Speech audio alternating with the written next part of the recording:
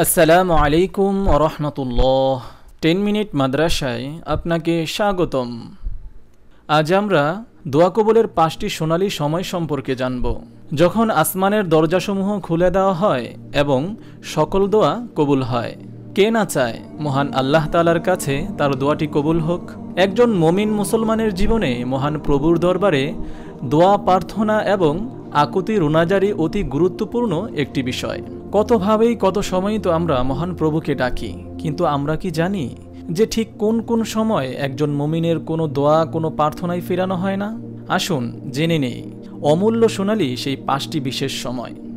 নম্বর 1, জোহরের পূর্ব মুহূর্তে।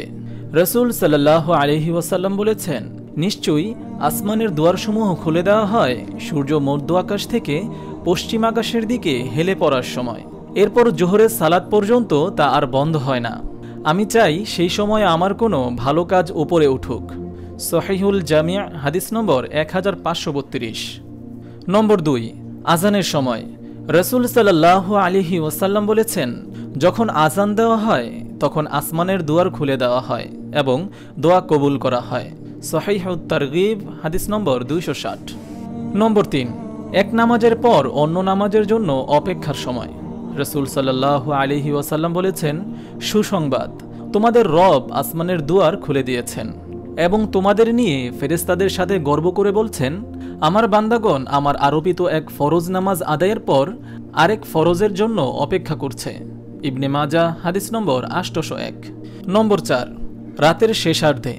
রাসূল সাল্লাল্লাহু আলাইহি ওয়াসাল্লাম বলেছেন, রাতের শেষার্ধ শুরু হলে একজন ঘোষক ঘোষণা দিতে থাকেন, কেউ কি কোনো আরজি পেশ করার আছো?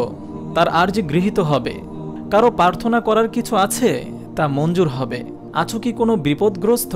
তার বিপদ দূর করা হবে। তখন পেশাদার ব্যভিচারিণী এবং ব্যবসায়ীদের কাছ থেকে চাঁদাবাজি করা লোক ব্যতীত কোনো মুসলিমের দোয়া ব্যর্থ হয় না। সহিহুত তারগিব হাদিস নম্বর 786। নম্বর 5, এই দোয়া পাঠের সময়। একদিন আমরা রাসূল সাল্লাল্লাহু আলাইহি ওয়াসাল্লামের সাথে নামাজ পড়ছিলাম। সে সময় সমাগত লোকদের মাঝে হতে এক লোক বলল, আল্লাহু আকবার কাবীরা ওয়ালহামদুলিল্লাহি কাসীরা ওয়া সুবহানাল্লাহি বুকরাতাও ওয়া আসীলা, যার অর্থ, আল্লাহ মহান, অতি মহান, আল্লাহ তাআলার জন্য অনেক অনেক প্রশংসা এবং সকাল সন্ধ্যা আমি আল্লাহর পবিত্রতা বর্ণনা করছি। রাসূল সাল্লাল্লাহু আলাইহি ওয়াসাল্লাম বললেন, এই কথা কে বলেছে? উপস্থিত লোকদের মাঝে এক লোক বলল, আমি, হে আল্লাহর রাসূল। রাসূল সাল্লাল্লাহু আলাইহি ওয়াসাল্লাম বললেন, এই দোয়ায় আমি খুব আশ্চর্যান্বিত হয়েছি। এই বাক্যগুলোর জন্য আকাশের দরজাগুলো খুলে দেওয়া হয়েছে।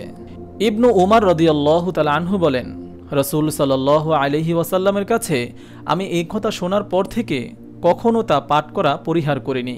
তিরমিজি হাদিস নম্বর 3941। মহান আল্লাহ তাআলা আমাদের সকল দোয়া কবুল করুন, আমিন। আপনি যদি এরকম ভিডিও আরও পেতে চান তাহলে এই চ্যানেলটি সাবস্ক্রাইব করে পাশে রাখা বেল আইকনটি অন করে দিন। জাযাকাল্লাহ।